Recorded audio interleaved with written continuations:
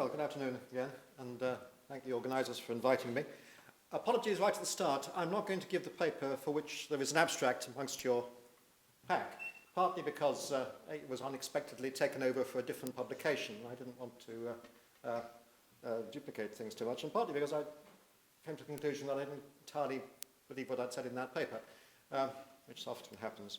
If anybody wants a copy of it, they've just got to email me and I'll send them a copy. It's to do with how it is that the human mind can be supposed to model the cosmos, and how it is that we so easily expect there to be humanoid aliens out there, when, honestly, if there is life out there, it is on the history of the Earth more likely to be either bacterial or insect.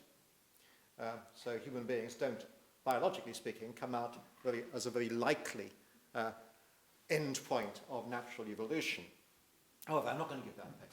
Instead, I'm going to talk about one of those texts which is there in the background, which people have been glancingly referring to several times now, and Andrew indeed has spoken about.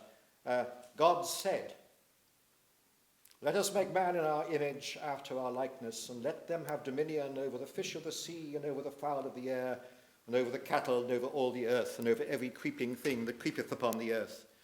So God created man in his own image. In the image of God created he him, male and female created he them.